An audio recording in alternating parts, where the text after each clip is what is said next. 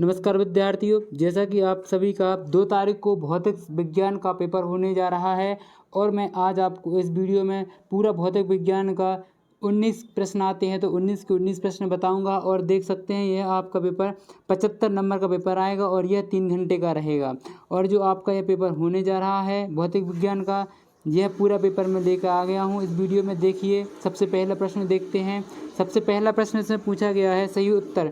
सही, सबसे पहले आप लोगों को ये पता होगा कि विकल्प आते हैं, तो ये विकल्प आया है। और उसके बाद दूसरे में रिक्त स्थान आते हैं और तीसरे में सही जोड़ियाँ आती हैं, फिर एक शब्द में उत्तर आते हैं। तो देखिए, ये इसी प्रकार जो पैटर्न आपका पहले आता था त्रैमासिक में भी ऐसे ही पैटर्न आया था, वही पैटर्न अर्धवार्षिक में भी है। देखिए, यहाँ पर दिया गया है पहला प्रश्न कि एक एमस्ट्रॉन्ग बराबर होता है किसके। एमस्ट्रॉन्ग किसके बराबर, एक एमस्ट्रॉन्ग बराबर किसके होता है, आपको ये बताना है। कितने मीटर के बराबर, 10 मीटर के बराबर, 10 मीटर के बराबर कि 100 मीटर के बराबर, किसके बराबर होता है ये बताना है। उसके बाद देखिए, यहाँ पर दूसरा प्रश्न दिया गया है संख्याएँ 0 0 ये दी गई हैं और क्रमशः सार्थक अंकों की संख्या कौन सी है। ठीक है, इस प्रकार ये देखिए चौथा प्रश्न दिया गया है। ऐसे ये विकल्प दिए गए हैं, आपके 6 विकल्प आएंगे 6 नंबरों के। उसके बाद देखिए, यहाँ पर रिक्त स्थानों की पूर्ति कीजिए। यहाँ पर रिक्त स्थान 7 आएंगे, तो ये 7 रिक्त स्थान इस प्रकार के। और इसके बाद देखिए, यहाँ पर तीसरा सही जोड़ी बनाकर लिखिए। इसमें सही जोड़ी बनानी है आपको, ये दिए गए हैं यहाँ पर 7 और ये 7 नंबर का है सही जोड़ी बनाने का, तो सही जोड़ी बनाने के लिए भी आएगा आपको। उसका देखिए चौथा प्रश्न इसमें पूछा गया एक वाक्य शब्द में उत्तर दीजिए। तो एक वाक्य शब्द में आपको ये उत्तर देना है कि यदि कोई मशीन 10 सेकंड में 100 जूल कार्य करे तो उसकी शक्ति क्या होगी। यह देखिए इस प्रकार के प्रश्न आते हैं। और इसके बाद देखिए, यहाँ पर 5वां प्रश्न दिया गया है कि विमीय विश्लेषण के 2 अनुप्रयोग लिखने हैं आपको, है ना। और इसमें ऐसा ही, अगर आपसे ये वाला प्रश्न नहीं बन रहा तो अथवा का आप ये कर सकते हैं कि ऐसा ही पद्धति की सभी मूल राशियाँ एवं उनके मात्रक लिखना है आपको। ऐसा ही पद्धति की कितनी 7 राशियाँ होती हैं और उनके मात्रक भी लिखना है। तो ये 2 नंबर का प्रश्न है।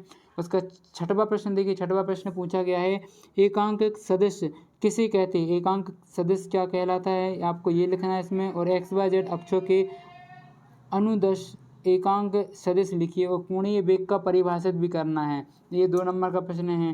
ठीक है, उसके बाद 7वां प्रश्न देखिए, यहाँ पर पूछा गया है कि यदि बल 7 बराबर 31 धन 4 धन 5 दिया है और विस्थापन अपन को ये दिया है विस्थापन, तो आपको इसमें बताना है कि इसकी गणना करके बतानी है। अगर आपसे ये प्रश्न ना आए तो आप ये और वाला भी कर सकते हैं, है ना। देख सकते हैं आप, यहाँ पर 8वां प्रश्न पूछा गया है कोणीय संवेग संरक्षण का नियम लिखिए।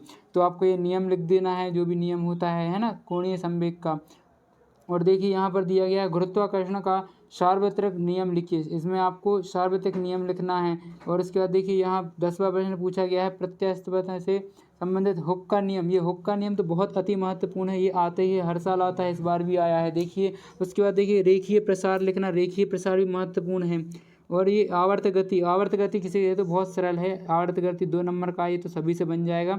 उसके बाद देखिए, इसमें ये सिद्ध करने एक प्रश्न आता है 3 नंबर का, तो इसमें भी आया है कि सिद्ध क्या करना है कि गुरुत्वीय के अधीन मुक्त रूप से गिरती हुई एक वस्तु की कुल यांत्रिक ऊर्जा, इसमें अपन को यांत्रिक ऊर्जा क्या करनी है बतानी है, सिद्ध करनी है कि आंतरिक ऊर्जा हमेशा संरक्षित रहती है, मतलब कंजर्व रहती है। आपको ये बताना है 13वें प्रश्न में, इसका क्या करना है सिद्ध करना है, पूरे प्रूफ करके बताना है इसमें।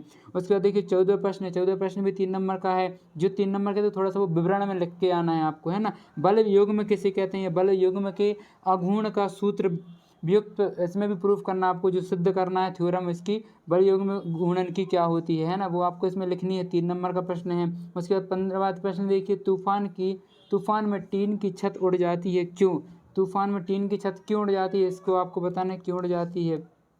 देखिए, उसके बाद 16वां प्रश्न आपका अनुदैर्घ्य तरंगें और अनुपस्थित तरंगें में क्या अंतर है ये लिखना। और यदि किसी अगर ये ना बने तो आप ये और वाला भी कर सकते हैं। इसी प्रकार आपके फिजिक्स का पेपर, भौतिक शास्त्र का पेपर पूरा ये देख सकते हैं आप, मैंने बता दिया है। और इसी प्रकार अगर आप और भी अन्य पेपर और भी विषय के पेपर चाहते हैं तो चैनल को सब्सक्राइब कर लीजिए। और आपका यही पेपर आए तो ज़रूर कमेंट करके बताइए कि यही पेपर आया था। थैंक यू, धन्यवाद, बेस्ट ऑफ लक।